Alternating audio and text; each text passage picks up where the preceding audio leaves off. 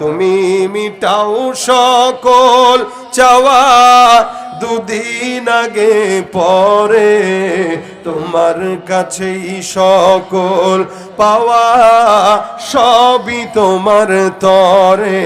তোমার পথে চললে সবাই, তোমার পথে চললে সবাই আসবে যে সুদিন, তোমার দয়ায় পূর্ণ আমার সারা নিশিদিন। কার দয়া? আল্লাহ কয়জন? একজন না দুইজন? জোরে বলেন কয়জন? আরো আওয়াজ দিয়ে এখন কয়জন? যেগুলা বলে না এগুলা ওই কাতারের। আল্লাহ কয়জন? এই কথাটা বলতে কষ্ট হয়, কথা কয় না, কষ্ট হয় না। নেতার পক্ষে স্লোগান দিতে তো কষ্ট হয় না আপনাদের, কিন্তু আল্লাহ একজন, এটা বলতে কষ্ট হইতেছে। আবার বলেন আল্লাহ কয়জন? আমার আল্লাহ পাক রব্বুল আলামিন বান্দাকে এত মহব্বত করলেন, জমিনের মধ্যে আল্লাহ পাক একজনই একাই যথেষ্ট সারা দুনিয়ার বান্দাকে পরিচালনা করার জন্য। এই কথা যারা বিশ্বাস করে না তারা বলে আল্লাহর সঙ্গে আবার অন্য আছে। এই কথা যারা বিশ্বাস করে না তারা বলে আল্লাহ আছে আবার গাছও আছে, আল্লাহ আছে সূর্য আছে, যার কারণে সূর্যের পূজা করে, গাছের পূজা করে, চন্দ্রের পূজা করে। সারা জিন্দগি ভর যদি কেউ মূর্তির পূজা করে, বলেন তো মূর্তি কথা বলতে পারবে?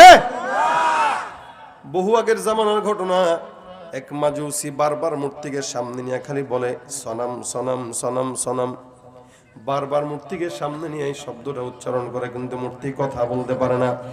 কেমনে কথা বলবে? লা ইয়াদুররু ওয়ালা ইয়ানফা ওয়ালা ইয়ানতিকু ওয়ালা ইয়াকুল। এদের খাওয়ার কোনো অবস্থা নাই, এরা কথাও বলতে জানে না, উপকার করতে জানে না, ক্ষতিও করতে জানে না। কেমনে জানবে? যেই বান্দা তার পূজা করে সেই বান্দাই তার মালিককে বানায় নেয়। আর আমরা যার ইবাদত করি আমরা তাকে বানাই নাই, তিনি সব বানাইছেন, ঠিক কিনা? বারবার মূর্তিকে সামনে নিয়ে বলে সনাম সনাম সনাম সনাম সনাম। 80 বছর পর্যন্ত ডাকে, জবাব দেয় না। 80 বছর পর একদিন হঠাৎ করে জবান দিয়ে ভুল কমে বের হয় সমাত। আমার আল্লাহ আসমান থেকে ডাক দিয়ে বলে লাব্বাইকা ইয়া আব্দি, হে আমার বান্দা, হে আমার গোলাম, এত বছর পর্যন্ত তুই আমাকে ডাকিস নাই, মূর্তিকে সামনে নিয়ে বারবার তুই সনাম সনাম বললি। 80 বছর পরে আমি আল্লাহকে একবার তুই ডাকলি, বান্দা বল, আমি আল্লাহ তোর জবাব দেওয়ার জন্য তোর কাছে হাজির।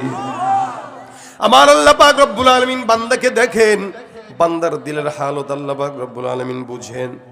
এ মুসলমান নবীর উম্মত, এই কারণে আল্লাহ পাক রব্বুল আলামিন বান্দাকে সবক শিখাই দিয়েছেন, আমি তো একজনই, আমার সঙ্গে শিরিক যারা করবে এরা সবচেয়ে বড় জালিম। ইন্নাশ শিরকা লাযুলমুন আযীম। সবচেয়ে বড় গুনাহ হলো শিরিকের গুনাহ। নবী করিম সাল্লাল্লাহু আলাইহি ওয়াসাল্লাম বলেন, এই শিরিকটা কিয়ামতের ময়দানে জুলুম হয়ে প্রকাশ পাবে। আয-যুলুমু যুলুমাতু ইয়াউমাল কিয়ামা, একদম অন্ধকার হয়ে এটা প্রকাশ পেয়ে যাবে। মুসলমান নবীর উম্মত খুব বুঝবেন, সবচেয়ে বড় জুলুম হলো শিরিকের জুলুম। আমরা আল্লাহকে মানি কিন্তু শিরিক করি না। আর ইহুদি নাসারা আল্লাহকেও বিশ্বাস করে, আল্লাহর সঙ্গে অন্য কাউকে শরীক করে। তার মানে বোঝা গেল তাদের ঈমান আর আমাদের ঈমান এক নয়। তারা আল্লাহকেও মানে, অন্যকেও মানে, আমরা আল্লাহকেই মানি আর কাউকে মানি না।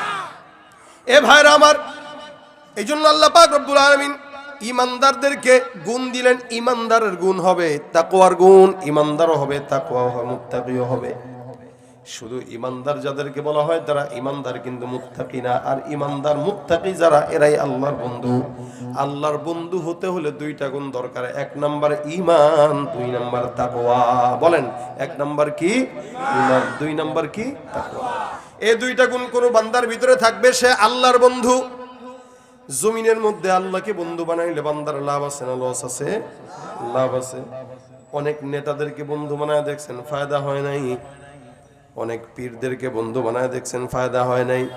16টা বছর নেতাদের পা চাটা গোলামি করছেন, কিন্তু যাওয়ার সময় হেলিকপ্টারে আপনার জায়গা কিন্তু ওই জায়গায় হয় নাই। যাওয়ার সময় বলেও যায় নাই, নিয়েও যায় নাই, কয়েও যায় নাই। দূর থেকে খালি কথা বলে বলে বলে জনগণের সান্ত্বনা দিয়ে রাখতেছে। মনে রাখবেন, আমাদের দেশের যত নেতা আছে, যত বন্ধু আছে, আপনাদের মতো আমাদের মতো জনগণকে টিস্যু মনে করে, কিছু মনে করে না। টিস্যু ব্যবহার করে স্বার্থ শেষ সুন্দর করে গোছায় ফেলায় দেয়। আর আমার আল্লাহ রব্বুল আলামিন বান্দা যতই গুনাহ করুক না কেন, আমার আল্লাহ বলে বান্দা কই যাবি, আমার কাছে তুই আশা লাগবে। হাজার কোটি গুনাহ হওয়ার পর যদি একবার আমি আল্লাহকে ডাকো, আমি আল্লাহ তোমার জন্য রেডি। এটাই হলো আল্লাহ পাক রব্বুল আলামিনের মতো পবিত্র আল্লাহ পাকের বন্ধুত্বের হালতটাই এরকম হয়ে গেছে। বান্দা আল্লাহকে বন্ধু বানাবে, আল্লাহ পাক বান্দার জন্য সবকিছু ফেদা করে দিবে। এ ভাইরা আমার, এই জন্য আল্লাহ পাক বলেন যারা আমি আল্লাহকে বন্ধু বানায় নেয় তাদের দুইটা গুণ থাকবে, 1 নাম্বার ঈমান, 2 নাম্বার তাকওয়া। যেমন নাকি বন্ধু বানিয়েছেন ইব্রাহিম পয়গম্বর, ইব্রাহিম নবী বন্ধু বানায় আল্লাহ পাক রব্বুল আলামিনের প্রেমে সব উজাড় করে দিয়েছেন। আমরা যেরকম আমাদের নেতাদের কাছে সব উজাড় করে দেই, ইব্রাহিম নবী তার মাওলার কাছে সব উজাড় করে দিয়েছেন। ওই জামানায় ইব্রাহিম ছাড়া কেউ আল্লাহর বন্ধু ছিল না। আমার আল্লাহ পাক রব্বুল আলামিন আসমানের মধ্যে আল্লাহ একজন বন্ধু, জমিনের মধ্যে আল্লাহরও একজন বন্ধু। আল্লাহ পাক রব্বুল আলামিন আসমানে কেবল বারবার বলে ইব্রাহিম ইব্রাহিম। এই জন্য হাদিসে আছে কোন বান্দা যখন আল্লাহকে ডাকে জমিনের হাজার মানুষের সামনে, আমার আল্লাহ পাক ওই বান্দাকে আসমানের লক্ষ কোটি ফেরেশতার সামনে বান্দার জিকির করে সুবহানাল্লাহ। জমিনে আপনি ডাকবেন, আসমানে আল্লাহ পাক আপনাকে ডাকবে। দামটা কত? ইব্রাহিম পয়গম্বর একবার কোন একটা জায়গায় গেল ছাগল চড়াইতে মরুভূমির মধ্যে। হঠাৎ করে দূর থেকে আওয়াজ, কোন একটা বান্দা কি যেন পড়তেছে, সুন্দর করে মালিকের শানের প্রেমের কবিতা পাঠ করতেছে। আওয়াজ কানের মধ্যে আসলো, সুন্দর করে বলতেছে সুবহানাদিল মুলকি ওয়াল মালাকুতি সুবহানাদিল ইজ্জাতি ওয়াল আজমাতি ওয়াল হাইবাতি ওয়াল কুদরাতি ওয়াল কিবরিয়া। এমন চমৎকার শব্দমালা দিয়া কবিতা একটা কোন জায়গা থেকে যেন আওয়াজ আসতেছে। ইব্রাহিম নবী ডানে তাকায় বামে তাকায়, কি ব্যাপার, এমন সুন্দর আওয়াজ জীবনে কোনোদিন শুনি নাই। এরকম কবিতা কে যেন আমার জন্য পাঠ করতেছে, একটু দেখা দরকার। আল্লাহর বান্দা ইব্রাহিম পয়গম্বর সুন্দর করে খুঁজতে খুঁজতে খুঁজতে খুঁজতে তাকায় দেখে গাছের নিচে চমৎকার সুন্দর একটা যুবক বসে বসে তাসবিহ নিয়ে সুন্দর করে মাওলার জিকিরের তেলাওয়াত করে আর আল্লাহর নামে সুন্দর করে কবিতা বানায় বানায় পড়ে। এই যে আমরা যেরকম আল্লাহর নামে হামদে বাড়ি তালা পাঠ করি, ভালো লাগে না খারাপ লাগে? এ ভাইরা আমার, দেখেন এই বান্দাটা এরকম পড়তেছে। ইব্রাহিম নবী আসলো, এসে ডাক দিয়ে বলে, যুবক তুমি যে মাওলার শানে এত চমৎকার কবিতা পড়তেছ, কবিতাটা আমাকে আরেকবার শোনায় দাও। আমার কানের মধ্যে কবিতাটা অনেক বেশি মজার লাগতেছে।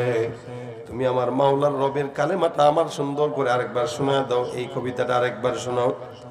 ওই যুবকটা ডাক দেয়া বলে, ভাই তুমি কে? আমি তোমাকে চিনি না, কিন্তু আমি যেই কবিতাটা বানায় বানায় পড়তেছি, কবিতাটা অনেক দামি, বানাইতে কষ্ট হয়েছে। এই কবিতাটা ফ্রি শোনানো যাবে না, এটা যদি শুনতে চাও টাকা দিয়ে শোনা লাগবে। ইব্রাহিম পয়গম্বর কয়, এটা আবার কোন ধরনের কথা? আল্লাহ পাকের নামের জিকির শুনবো, টাকা দিয়ে কেন শোনা লাগবে? ওই লোকটা টাকা ছাড়া শোনাতে এক বিন্দু পরিমাণেও রাজি না। ইব্রাহিম পয়গম্বর ডাক দিয়া কয়, ভাই আমার পকেটে তো টাকা নাই, দিরহাম নাই, দিনারও নাই, আল্লাহর রাস্তায় তুমি মাওলার সন্তুষ্টির জন্য আমাকে শোনাও। লোকটা ডাক দিয়া বলে, না না। ইব্রাহিম পয়গম্বর ডানে তাকায় বামে তাকায় চিন্তা করে আর বলে, যুবক আমার কাছে দেওয়ার মতো সম্পদ অর্থ করে আমার পকেটের মধ্যে নাই, তবে হ্যাঁ ছাগলগুলো যে চড়াইতে আসলাম, ওই যে বিকার তাকায় দেখো মরুভূমির মাঝখানে, এই ছাগলের পাল থেকে অর্ধেক ছাগলের পাল আমি তোমাকে হাদিয়া দিয়া দিলাম, বিনিময়ে তুমি আমার মাওলার নাম শোনায় দাও। আমার আল্লাহ পাক রব্বুল আলামিনের নাম শোনানোর জন্য অর্ধেক ছাগলের পাল হাদিয়া দিয়া দেয়। এবার সুন্দর করে যুবকটা শোনায় দেয়, সুবহানাদিল মুলকি ওয়াল মালাকুত সুবহানাদিল ইজ্জাতি ওয়াল আজমাতি ওয়াল হাইবাতি ওয়াল কুদরাতি ওয়াল কিবরিয়া ওয়াল জাবারুত। চমৎকার করে যখন শোনায় দেয়, এবার ইব্রাহিম পয়গম্বর হারে কানের মধ্যে এত মজা লেগে আছে, কানের মজাটা যায় না বাইরে। আল্লাহর রাস্তে ঘন্টা আবার আরেকবার শোনায় দাও, কবিতাটা আরেকবার শোনায় দাও। যুবক ডাক দিয়া বলে, একবার শুনছেন, কিছু দিয়েছেন, যার কারণে আমি শোনাইলাম, এখন যদি আবার শুনতে চান আবারও কিছু দেওয়া লাগবে। ইব্রাহিম পয়গম্বর কয়, বিপদেই না পড়লাম, আল্লাহর নাম শুনবো, এটা শোনার জন্য আবার টাকাও লাগবে। লোকটা কয় হ্যাঁ টাকা লাগবে, কারণ আপনি আপনার মালিকরে কতটুকু মহব্বত করেন। যদি মহব্বত করেন তাহলে আপনার কাছে টাকা পয়সা কিছুই মনে হবে না, আর মহব্বত যদি করেন না করেন তাহলে টাকা পয়সাকে বড় মনে হবে। ইব্রাহিম নবী ডাক দেয়া কয় যাও যাও, বকরির পাল যতগুলো বাকি ছাগলগুলো আছে এই সমস্ত পালগুলো আমি তোমার জন্য আল্লাহ পাক রব্বুল আলামিনের নাম শুনতে দিয়ে দিলাম। আবার অর্ধেক পাল দিয়ে দেওয়া হয়। যুবক ডাক দিয়া বলে আবার শোনায় দিলাম। এবার ইব্রাহিম পয়গম্বরের ছাগলও নাই, টাকাও নাই, কিচ্ছু নাই। পাশে বসে বলে ভাই এবার আপনি আপনার মতন গুনগুন করে পড়েন, আমি শুনবো পাশ থেকে।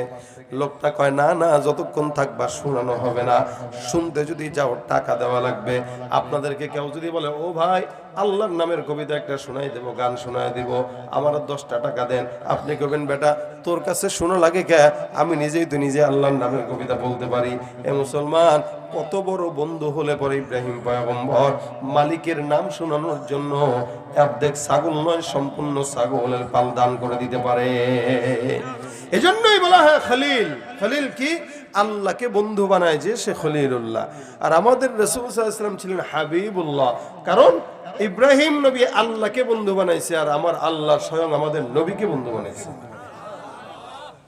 ভাইয়ের আবার ইব্রাহিম পয়গম্বর এবার ডাক দেয়া বলে যুবক, তোমার চেহারা দেখলে মনে হয় তুমি বংশসম্ভ্রান্ত ফ্যামিলির লোক, তোমার চেহারা দেখলে মনে হয় তুমি ভালো একটা বংশের সন্তান। ছাগল চড়ানোর মতো যোগ্যতা নিশ্চিত তোমার নাই। এই যে এতগুলো ছাগল তোমাকে আমি দান করে দিলাম আল্লাহর নামের জন্য, তুমি বলো তোমার তো একজন রাখাল দরকার আছে। বলে হ্যাঁ আমার তো রাখাল লাগবে, কারণ ছাগল তো পেয়েই গেলাম। ইব্রাহিম নবী ডাক দেয়া বলে যুবক, তোমার যদি রাখাল লাগে অন্য কোনো বাহিরের রাখাল দরকার নাই। আমি যেহেতু ছাগলগুলো তোমাকে দান করে দিলাম, সুতরাং এই ছাগলগুলোর রাখাল হিসেবে আমি নিজে ভালো জানি ছাগলগুলোরে কেমনে কি করা লাগে। তুমি আমাকে রাখাল হিসেবে গ্রহণ করে নাও, বিনিময়ে বেতন হিসেবে মাওলার নামের কবিতাটাই আমাকে শোনায় দিও। সুবহানাল্লাহ। আল্লাহ পাক রব্বুল আলামিনের নামের মজা কত বেশি ইব্রাহিমের কাছে, যার কারণে ইব্রাহিম পয়গম্বর খলিলুল্লাহ এই সমস্ত কিছু আল্লাহর জন্য দান করে দিতেছেন। যুবকটা এবার ডাক দিয়া বলে এ ভাই তুমি কে? তোমার এই সমস্ত কিছু দেখে আমার বড় ভালো লাগছে। তুমি রাখালো হইতে চাইলা এটা আমি বুঝলাম, তবে তোমার রাখালো হওয়া দরকার নাই, ছাগলগুলাও দেওয়া দরকার নাই। যাও যাও, সব ছাগলগুলো আমি তোমাকে দান করে দিলাম, আবার ফেরত দিয়ে দিলাম। সুবহানাল্লাহ। ইব্রাহিম নবী তাকে দিলেন, সে আবার ইব্রাহিম নবীকে দান করে দিলেন। এবার যুবক ডাক দিয়া বলতেছে এ যুবক ভাই ইব্রাহিম, তুমি মনে করো না দুনিয়ার কোনো সাধারণ বান্দা, আমি তোমাকে পরীক্ষা করার জন্য আল্লাহর তরফ থেকে একজন ফেরেশতা জমিনের মধ্যে নেমে এসে তোমাকে পরীক্ষা করলাম। আসমানের মধ্যে বারবার বলতে শুনি ইব্রাহিম তোমার নামটা সারাদিন আসমানের মধ্যে আমার মাওলা ডাকে। আল্লাহ পাক রব্বুল আলামিন বলে ফাযকুরুনি আযকুরুকুম ওয়াশকুরুলি ওয়ালা তাকফুরুন। আমার আল্লাহ পাক রব্বুল আলামিন বলে বান্দা, জমিনে কোন ইমানদার যদি আমি আল্লাহকে ডাক দাও, আমি আল্লাহও তোমাকে ডাকবো। জমিনে তুমি ডাকবা আর আমি আল্লাহ আসমানে ডাকবো। বান্দা জমিনে একবার ডাকবে, আমি আল্লাহ আসমানে 10 বার ডাকবো। আসমানে কারো দিন কেবল ইব্রাহিম পয়গম্বরের জিকির হয়, যার কারণে আমরা চিন্তা করলাম কোন ইব্রাহিম এত বান্দার পাগল আমার আল্লাহ পাক কেমনে হইল। আজকে পরীক্ষা করতে আসার পরে বুঝলাম তোমার মতো পাগলকে আল্লাহ ভালোবাসবে না তো কোন পাগলকে ভালোবাসবে। তুমি যেই মাওলার নাম শোনার জন্য ছাগল সব দিয়া দিতে পারো, ওই আল্লাহর জন্য তো জীবনও দিতে পারো। বোঝা গেল এই জমিনের মধ্যে তুমি ইব্রাহিমের মতো আল্লাহর বন্ধু আর কেউ নাই। কত বড় বন্ধু আর কত বড় বিশ্বাস মালিকের উপর থাকে ইব্রাহিমের। ইব্রাহিম নবীকে যখন আগুনের গর্তের মধ্যে ফেলে, অগ্নিকুণ্ডে, কে ফেলছিল জানেন আপনারা? কথা কয় না? নমরুদ যখন ফেলবে, ইব্রাহিম নবী ওখানে পড়বে, খুব বিপদ না, আগুনে পড়বে তো বিপদ তো অনেক। এখন দাঁড়াইছে মাত্র ফেলবে, এই সময় ফেরেশতা জিবরাইল আসছেন, এসে ডাক দেয়া কয় হুজুর সহযোগিতা লাগবে। কয় কিসের সহযোগিতা? কয় যে আগুনে পড়বেন, একটু তো সহযোগিতা দরকার, আপনার কি কি লাগবে একটু বলেন। ইব্রাহিম নবীকে সহযোগিতা লাগবে, তা তুই আসছিস কেন? আল্লাহ কই? আল্লাহ তো আছে। আল্লাহ থাকতে তোর কাছে আবার কিসের সহযোগিতা? সুবহানাল্লাহ। ইব্রাহিম নবী আগুনে পড়তেছেন, বিপদে পড়লে তো মানুষ যে কোনো জিনিস ধরে বাঁচার চেষ্টা করে, যেখানে আগুনে পড়বেন সেখানে ইব্রাহিম নবী বলতেছেন, মাওলায় যদি বেঁচে থাকে তোর মতো ফেরেশতা জিবরিলের কাছে আমার কিছু চাওয়ার নাই, ভাগ তাকে যায় বল আপনার বান্দা ইব্রাহিম আপনার প্রেমে আপনার দয়ার অপেক্ষায় বসে আছে। সুবহানাল্লাহ। ইব্রাহিম নবী আগুনে পড়বেন, মাওলা কি দেখে কি দেখে না? কথা কয় না? আচ্ছা, আল্লাহ পাক তো দেখতেছেন ইব্রাহিম নবী আগুনে পড়বেন, সব তৈয়ার, এত বিশাল বড় আগুন ওই জায়গায় মাত্র ফেলবেন, ইব্রাহিম নবী তখনও ঘাবড়ান নাই। ফেরেশতা আল্লাহর তরফ থেকে আসছে সহযোগিতার জন্য, উনি সহযোগিতাও নেয় নাই। জিবরাইল ডাক দেয়া বলে, ইব্রাহিম কি করলে আপনি সহযোগিতা নেবেন? বলে, আমি যার বান্দা, যারে আমি মহব্বত করি তারে ক। কারণ সব কথা মুখে বলা লাগে না, কিছু জিনিস চোখ দেখলেই বোঝা যায়। আসমানের দিকে তাকায় তাকায় ইব্রাহিম পয়গম্বর তাকায় রইছে, আর মনে মনে ভাবতেছে, মালিক তোমার সহযোগিতার অপেক্ষায় আমি ইব্রাহিম পয়গম্বর। সব কথা মুখে বলা লাগে না, ভালোবাসা থাকলে একে অপরের চক্ষু দেখলেই বোঝা যায়, ঠিক কিনা? ভাইরা আমার খুব বুঝবেন, আল্লাহ পাক রব্বুল আলামিন পয়গম্বর ইব্রাহিমের হালত বুঝে ইব্রাহিম নবী ওই জায়গায় পড়বেন, আমার আল্লাহ ডাক দিয়ে বলে, আগুন আমার বন্ধু ইব্রাহিম তোমার ভিতরে ঢুকবে। আমি আল্লাহ পাক রব্বুল আলামিন আদেশ দিলাম, ইয়া নারু কুনি বারদাউ ওয়া সালামান আলা ইব্রাহিম।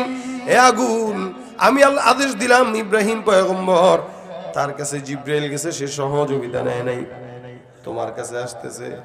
ইব্রাহিম কিন্তু আমার দোস্ত, মনে রাখিস। আগুন বলেন তো, আগুনটাও আল্লাহর হুকুম মানে কি মানে না? মানে কি মানে না? এই দুনিয়ার যা কিছু আছে সব হুকুম মানে কার? আল্লাহ। আগুনটা ডাক দিয়া কয়, মালিক গো, আমার কাজ হলো বান্দাকে পুড়ায় দেওয়া, যেখানেই যা দেখবো জ্বালায় দিব, সবকিছু করে শেষ করে দিব। কিন্তু তুমি মালিকের আদেশে তুমি যখন আমাকে বললা তোমার বন্ধু আমার কাছে আসবে, মালিক গো তুমি যেমন কুদরতওয়ালা রব, তোমার মেহমানকে সেভাবেই কুদরতওয়ালা ভাবে আমি আপ্যায়ন করবো। সুবহানাল্লাহ। আমার আল্লাহ বলে, আগুন তুমি আজকের জন্য, এখন থেকে ইব্রাহিম যতদিন থাকবে ততদিনের জন্য শান্তিপূর্ণ বিছানায় রূপান্তরিত হয়ে যাও।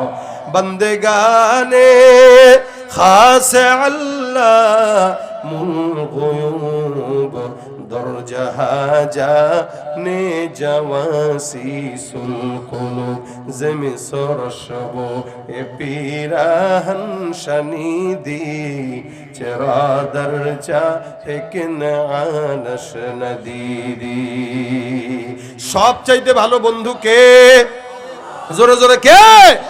মায়ের গর্ভ থেকে নিয়ে এখন পর্যন্ত জয় করতেছেন যেই মালিক, সে আল্লাহ পাক রব্বুল আলামিন প্রতিনিয়ত বান্দাকে দয়া করে যায়, এখনো পর্যন্ত দয়া করতেছে, ভবিষ্যতেও করবে কি করবে না?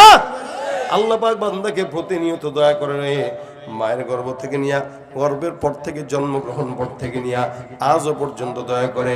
বলেন তো, কোনো বান্দা যদি কোনো জায়গায় চাকরি করে, ওই বান্দাটা চাকরিতে 30 দিনের মধ্যে 10 দিন যদি চাকরি না করে, বেতন থাকে না, কাটা হয়? এ মুসলমান, আমরা চাকরি করি কার বলে? আল্লাহর। আল্লাহ বলছেন, মা খালাকতুল জিন্না ওয়াল ইনসা ইল্লা লিয়াবুদুন, তোমাদেরকে আমার দাসত্বের জন্য বানাইলাম। এখন আল্লাহর দাসত্ব মানে আল্লাহর কাজ আছে কিছু, নামাজ পড়া এটা আল্লাহর তরফ থেকে কাজ, আল্লাহ পাক রব্বুল আলামিনের হুকুম মানে আল্লাহর তরফ থেকে কাজ। বলেন তো, এই সমাজে যত মুসলমান দাবি করে, একটা মুসলমানও কি আসল মুসলমান না? একটা মুসলমানের ভিতরে নামাজ ঠিক মতো পড়া হয় না, মুসলমানদের ভিতরে অধিকাংশ মুসলমান ঠিক মতো রোজাও রাখে না, অধিকাংশ মুসলমান পর্দা করে না।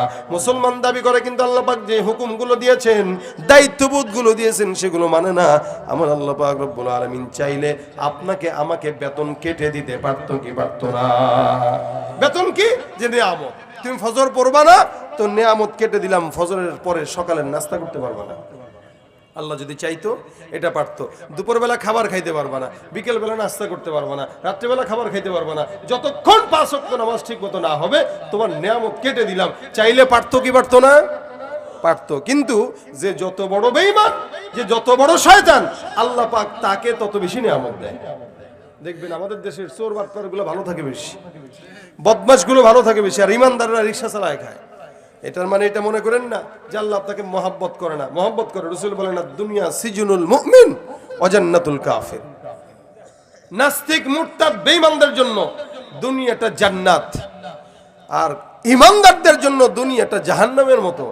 অর্থাৎ বিপদ আপদ এই দুনিয়াতেই আসবে, এখান থেকে যাওয়ার পরে নিয়ামত আছে না নাই, পুরস্কার আছে না নাই? ভাইরা আমার খুব বুঝেন, আমার আল্লাহ পাক রব্বুল আলামিন চাইলে বান্দার সব নিয়ামত কেটে দিতে পারতেন, কিন্তু কাটেন না। কত দয়া করেন, কারণ এটাই তো আসল বন্ধুর পরিচয়। বিপদেই বন্ধুর পরিচয় পাওয়া যায়। বান্দা যতই বিপদে পড়ুক না কেন, দুনিয়ার কোন নেতা না শুনলেও আল্লাহ পাক রব্বুল আলামিন শুনে কি শুনে না? শিশুকালে মায়ের দুধে বাঁচাও খোদা প্রাণ, মায়ের স্নেহে বেড়ে উঠি তোমার অবদান, বন্ধু হয়ে ভালোবাসা, বন্ধু হয়ে ভালোবাসা ছড়াও জগতময়, তোমার মতো প্রিয় বন্ধু যার হৃদয়ে রয়, তার কি আর থাকতে পারে, তার কি আর থাকতে পারে চিন্তা মৃত্যুর ভয়, তোমার মতো প্রিয় বন্ধু যার হৃদয়ে রয়। বন্ধুকে এই জন্য আল্লাহ বলেন, আলা ইন্না আউলিয়া আল্লাহ লা খাউফুন আলাইহিম ওয়া লা হুম ইয়াহজানুন। যারা আল্লাহকে বন্ধু বানায় তাদের ভয়ও নাই, কিয়ামতের ময়দানে জাহান্নামে যাওয়ার কোনো টেনশন তাদের মধ্যে থাকবে না। আর তারা কারা? এক প্রকার ঈমানদার, দুই প্রকার মুত্তাকি। ঈমানদারের ভিতরে শুধু এতটুকু বিশ্বাস যে আল্লাহ আছে, আর মুত্তাকি যারা, এরা আল্লাহ পাকের সমস্ত হুকুম মেনে চলে, কোনো গুনাহ করেও না, কোনো নেক ছাড়েও না। এটা হলো মুত্তাকি। মুত্তাকি যারা, তারা হারামের কাছেও যায় না। মনে করেন উদাহরণত, টাকনুর নিচে প্যান্ট পরা হালাল না হারাম? হারাম। মুত্তাকিদের কাজ হলো টাকনুর বরাবরও পড়বে না, উঁচায় পড়বে, নিসফে সাক। কারণ ও চিন্তা করবে টাকনুর নিচে যেহেতু হারাম, টাকনু পর্যন্ত যাওয়া যাবে না, কারণ যেখানে হালালের সীমানা শেষ সেখানে হারামের সীমানা শুরু। এই জন্য মুত্তাকিরা চিন্তা করে না যেখানে হারাম আছে, যেখানে সুদ আছে, যেখানে ঘুষ আছে, ওর কাছেও যাওয়া যাবে না। এটা হলো মুত্তাকি। আপনি বলবেন, ভাই আমি তো হারাম কাজ করি নাই। আমি বলবো, আপনি হারাম কাজ করেন নাই, কিন্তু তাকওয়ার খেলাফ কাজ করছেন। এটাই হলো মুত্তাকিদের পরিচয়। মুত্তাকিরা তাকওয়ার খেলাফ কাজ কোনো করে না। আল্লাহ বলেন, যারা আমাকে বন্ধু বানায় তাদের গুণ থাকবে দুইটা। এক নম্বর তারা ঈমানদার, দুই নম্বর তারা মুত্তাকি। আর মুত্তাকিদের জন্য আমি আল্লাহ পাক যত বিপদের রাস্তা হোক, সব বিপদের রাস্তা আমি আল্লাহ দূর করে দিব। এ মুসলমান বর্তমান সময়ে মুত্তাকি বান্দাও পাওয়া যায় না, মুমিন বান্দাও পাওয়া যায় না। শুধুমাত্র নাম কাওয়াজতে সবার নাম মুমিন। ফজরের নামাজে দেখবেন এতগুলা মানুষ তো দূরের কথা, 5 জনও জামাতে পাওয়া যাবে না, ঠিক কিনা? নামাজ পড়ে না, ইমানদার দাবি করে। নামাজ পড়ে না, সুন্নত মানে না, আল্লাহ পাকের দিন মানে না, দান সদকা করে না, ভালো কোনো কাজেও যায় না, আবার মুমিন দাবি করে। আল্লাহ বলেন, ওয়ামিনান নাসি মান ইয়াকুলু আমান্না বিল্লাহি ওয়া বিল ইয়াউমিল আখিরি ওয়া মা হুম বিমুমিনিন। মানুষের মধ্যে একদল থাকবে যারা নিজেরা নিজেদেরকে মুমিন দাবি করবে। আমি আল্লাহ পাক রব্বুল আলামিন ঘোষণা করলাম, এরা যতই নিজেকে মুমিন দাবি করুক না কেন, মুমিন নয়, এরা হলো ভণ্ড, এরা হলো বেঈমান, ঠিক কিনা? তুমি রমজান এলে রাখো না রোজা, দিনকে করো আঘাত, পয়সা করির নেই তো অভাব, দাও না তো যাকাত, ঠিক কিনা? রমজান এলে রাখো না রোজা, দিনকে করো আঘাত, পয়সা করির নেই তো অভাব, দাও না তো যাকাত, তুমি ইমানদারির বড়াই করো নেই তোমার ইমান, তুমি ইমানদারির বড়াই করো নেই তোমার ইমান। তুমি কেমন মুসলমান, তুমি কেমন মুসলমান, নামাজের সাথে নাই পরিচয়, মানো না কোরআন, নামাজের সাথে নাই পরিচয়, মানো না কোরআন। তুমি কেমন মুসলমান, তুমি কেমন মুসলমান। কথা কয় না? আছে না নাই? সুদের টাকায় প্রাসাদ গড়, ঘুষ ছাড়ো না, দিন দুঃখী না খেয়ে মরে খবর রাখো না। ইমানদার দাবি করে ভাই কেমনে চলেন? কয় হুজুর 40 বছর পর্যন্ত সরকারি চাকরি করছি, তারপরে প্রমোশন পাইছি, এই করছি সেই করছি, সরকার টাকা দিছে 40 লাখ, আলহামদুলিল্লাহ আল্লাহ চালায়, ব্যাংকে 40 লাখ টাকা রেখে দিছি, মাসে মাসে যে সুদ আছে ওইটা দিয়ে আল্লাহ ভালো মতো চালায়। কথা বুঝে নাই? বড় ইমানদার মানুষ সারা জিন্দিগি অকাম কুকাম করে লাস্টের জিন্দিগিতে নামাজ পড়ে অথবা মসজিদের সভাপতি হয়, তসবিহ লাগায়, মনে করছে ইমানদার হয়ে গেছে। কিন্তু সারা জীবন ইমান গুনাহের কাজ করার পর লাস্ট জীবনে যদি নামাজও ধরে, ওই যে সারা জিন্দিগির গুনাহের আসর থাকার কারণে হারাম থেকে বেঁচে চলে না, সুদের টাকা খায়, সেও মুমিন দাবি করে। আল্লাহ বলেন মুমিন দাবি করবে, মুমিন হতে পারে না। সুদের টাকায় প্রাসাদে গড়, ঘুষ ছাড়ো না, দিন দুঃখী না খেয়ে মরে খবর রাখো না। তুমি ঘুষ খেয়ে বিচার করো সাজিয়া প্রধান, তুমি ঘুষ খেয়ে বিচার করো সাজিয়া প্রধান। তুমি কেমন মুসলমান? কথা কয় না? কেমন মুসলমান? কথা সত্য না মিথ্যা? সুদের কারবার এই দেশে আছে, আপনাদের এই এলাকায় আছে। যত বড় ইমানদার দাবি করেন, মুত্তাকি দাবি করেন, সুদ যদি কেউ খায় ও শয়তানের খালাতো ভাই, ও মুত্তাকি হতে পারে? তাকওয়া হলো এটা, হারাম থেকে বাঁচবে। মুত্তাকি যাকে দাবি করবে সে হারামের কাছেও যাবে না। ইমানদার যে দাবি করবে নিজেকে সমস্ত কার্যক্রম হারাম থেকে বেঁচে থাকবে। এ মুসলমানই কারণে ইমান 3 জিনিসের সমন্বয়কে বলা হয়। 1 নাম্বার তাসদীক বিল জিনান, 2 নম্বরে ইকরার বিল লিসান, 3 নম্বর আমল বিল আরকান। 1 নম্বর তাসদীক বিল জিনান, ইমানদার যারা দাবি করবে অন্তর দিয়া বিশ্বাস করবে আল্লাহ আছে না নাই, এটা ইমানের প্রথম ধাপ। তাসদীক বিল জিনান ইমানের প্রথম ধাপ। আল্লাহ পাক রব্বুল আলামিন আছে বিশ্বাস করি, এই কথার স্বীকারোক্তি যারা দেয় এরাই হলো ইমানদার। 2 নম্বর, এই কথা অন্তর থেকে বিশ্বাস করার পাশাপাশি ইকরার বিল লিসান, জবান দিয়ে স্বীকার করা লাগবে। দেখেন আবু তালেব পয়গম্বরকে এত পছন্দ করতে, এত মহব্বত করতে, এত সহযোগিতা করত, শুধুমাত্র কালেমার স্বীকারোক্তি না দেওয়ার কারণে আবু তালেব জান্নাতি না জাহান্নামী? রাসূলকে অনেক কষ্ট করছেন, মুজাহাদা করছেন রাসূলের পিছনে, খুব বেশি হেল্প করতেন। আবু তালেব যতটুকু হেল্প রাসূলকে করছে অন্য কেউ এরকম হেল্প করে নাই। এরপরেও নবী করিম সাল্লাল্লাহু আলাইহি ওয়াসাল্লাম সাকরাতুল মাউতের সময় চাচার কাছে কানে কানে বলছেন, চাচা দয়া করে আপনি একটা বার কালেমাটা শুধু জবান দিয়ে মুখে দিয়ে উচ্চারণ করেন, ইনশাআল্লাহ আমি আপনাকে আল্লাহর কাছে মাফ চাওয়া জান্নাতের ব্যবস্থা করে দিব। কপাল পোড়া হইলে যা হয়।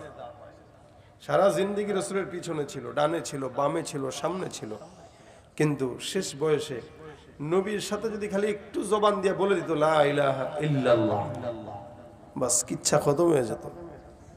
সারা জিন্দেগি যত গুনাহ করছে, উল্টা পাল্টা করছে, সব মাফ হয়ে যেত এক লা ইলাহা ইল্লাল্লাহ। দিল থেকে আবু তালেবও বিশ্বাস করে মুহাম্মদ সত্য নবী, আল্লাহ পাক আছে, কিন্তু স্বীকার করে নাই। এতটুকু না করার কারণে আবু তালেব জাহান্নামী হয়ে গেছে। তা দেখেন, এটা ইমানের 2য় নাম্বার গুণ, ইকরার বিল লিসান।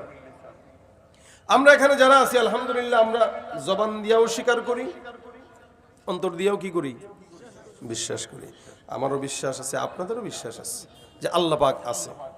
আবার জবান দিয়ে স্বীকার করছি কেন? কারণ আমরা লা ইলাহা ইল্লাল্লাহ মুহাম্মাদুর রাসূলুল্লাহ পড়ি। আর সবচেয়ে বড় কথা হলো আলহামদুলিল্লাহ, আল্লাহ পাক আমাদেরকে মুসলমানের ঘরে জন্ম দিয়েছেন। আলহামদুলিল্লাহ বলেন, আলহামদুলিল্লাহ। আচ্ছা বুঝেন কথা, মুসলমানের ঘরে জন্ম নেওয়া অনেক সৌভাগ্যের। কারণ নবী বলেন মান ক্বালা লা ইলাহা ইল্লাল্লাহ দাখালাল জান্নাহ, কেউ যদি একবার কালেমা পড়ে সে জান্নাতে চলে যাবে। কিন্তু একটা খ্রিস্টানের ছেলে, একটা ইহুদির সন্তান, একটা নাসারার সন্তান, একটা হিন্দুর সন্তান, ভাই মুসলমানের ঘরে জন্ম নিলেই জান্নাত, কারণ সে কালেমা পড়ছে, একদিন না একদিন যাবে। মার খায়া যাক, পিটান খায়া যাক, যা খায়া যাক, কিন্তু যে খ্রিস্টানের ঘরে জন্মগ্রহণ করছে আজীবনের জন্য জাহান্নাম। যে ইহুদির ঘরে আসছে আজীবনের জন্য জাহান্নাম, কারণ সে ইহুদি, সে নাসারা, সে খ্রিস্টান, সে মুশরিক। আর ইহুদি নাসারার ঘর থেকে জন্ম নিয়ে মুসলমান হওয়া বহুত কঠিন, এত সোজা না। 1000-এর মধ্যে একজন পারে। ইহুদি নাসারার ঘর থেকে জন্ম নিয়ে মুসলমানের নিয়ামত পাওয়া, ইসলামের নিয়ামত পাওয়া, কালেমার নিয়ামত পাওয়া অনেক কঠিন, এটা আমাদের সোজা না। এই জন্য নমুসলিম যারা হয় এদের সম্মান আল্লাহর কাছে অনেক বেশি থাকে, কারণ এদের জাত ধর্ম সব বাদ দিয়ে তারপরে ইসলামের খাতায় আসছে। আপনি পারলে যায়েন তো এলাকার থেকে অন্য জায়গায় হিজরত করে, এক এলাকা থেকে আরেক এলাকায় গেলেই খারাপ লাগে, সেখানে নিজের ধর্ম, মা বাবা ভাই বোন সব বাদ দিয়া মুসলমান হওয়া চারটিখানি কথা না। কিন্তু আল্লাহ পাক আমাদেরকে দয়া করছে। কখনো কি বলা লাগছে যে আল্লাহ আপনি আমাদেরকে মুসলমান বানান? বলি নাই, কিন্তু আল্লাহ বানাইছে।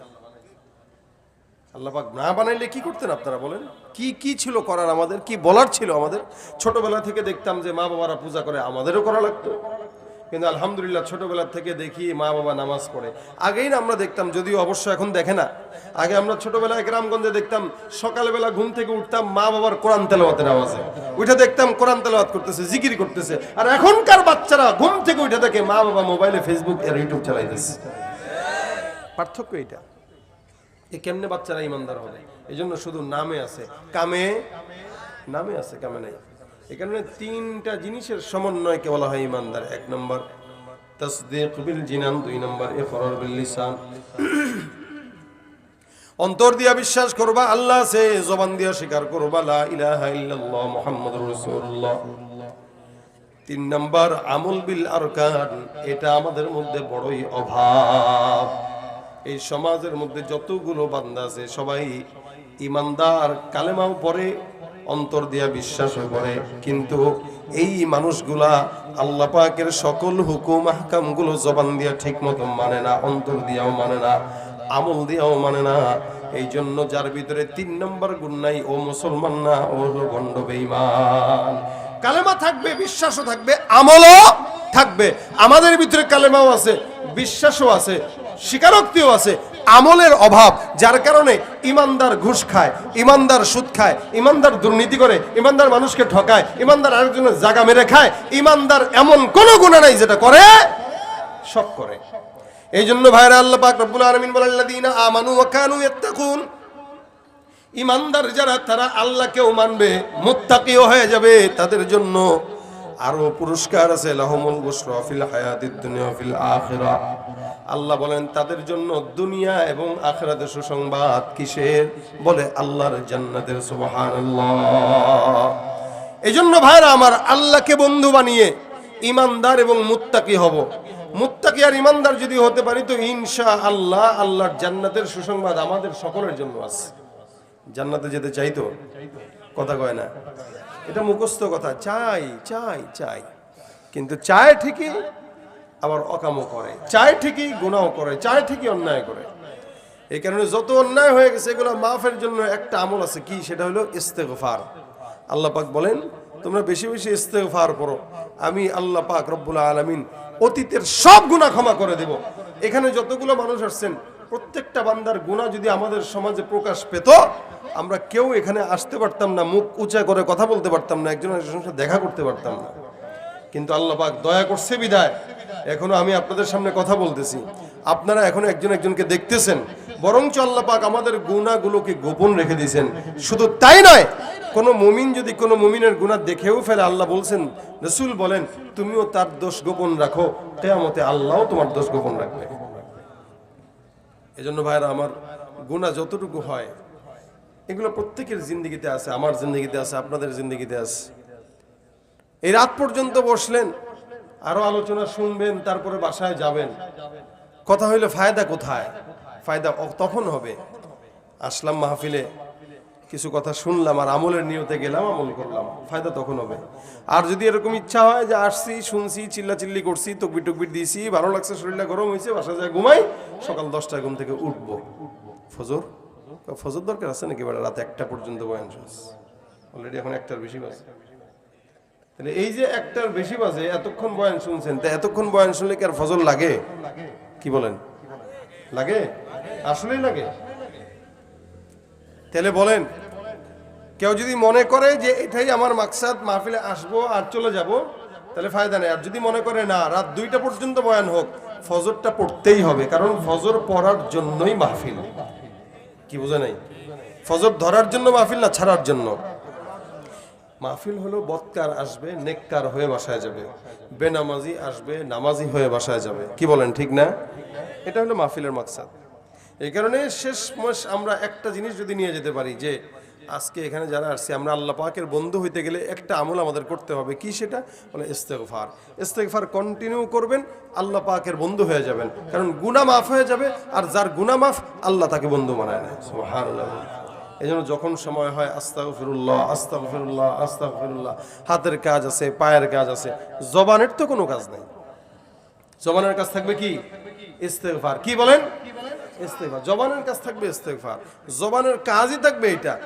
হুন্ডা চালাইতেছি আস্তাগফিরুল্লাহ, রিকশা উঠতেছি আস্তাগফিরুল্লাহ, কাপড় ধুইতেছি আস্তাগফিরুল্লাহ, রান্না করতেছি আস্তাগফিরুল্লাহ, হ্যাঁ কারো সঙ্গে কোথাও যাচ্ছি বাজারে ইস্তেগফার। প্রত্যেকটা বান্দা প্রত্যেকটা পদক্ষেপে ইস্তেগফার করবে, আল্লাহ পাক তার যাবতীয় সব পেরেশানি দূর করবে, সমস্ত কল্যাণ বান্দার জন্য দান করবেন। সুবহানাল্লাহ। এই জন্য আল্লাহ পাকের সাথে সম্পৃক্ততা থাকার জন্য, বন্ধুত্ব থাকার জন্য সবচাইতে বড় মাধ্যম, সবচাইতে বড় জিকির, সবচাইতে বড় আমল ইস্তেগফারের আমল। আপনারা আসলেন, আমিও আসলাম, কষ্ট করে 2-4টা কথা বললেন, শুনলাম, একসাথে সবাই মিলে বসলাম কিছুক্ষণ।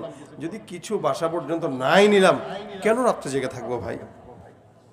এই জন্য নিয়ত করেন, এই জন্য নিয়ত করেন আল্লাহ পাক সকলের হায়াতে বরকত দান করুক, গুনাহমুক্ত হায়াত দান করুক, বলেন আমিন। আলহামদুলিল্লাহ, আপনারা মাদ্রাসা অনেকে দান করেছেন। এই যে বড় হুজুরের মেজো ভাই দান করেছে 5,000 টাকা। আরো বসার পরে এই অনেকে, একজন 1,000, আরেকজন 1,000 পাঠাইছে। আল্লাহ পাক যেন সকলের গুনাহ খাতা মাফ করে, বলেন আমিন। যুবকরা বসছে কষ্ট করে মুজাহাদা করে, বাসা পর্যন্ত নিব এটাই। আরেকজন 1,000, আর কে? 1,000, আলহামদুলিল্লাহ। আর কে আছেন? থাকলে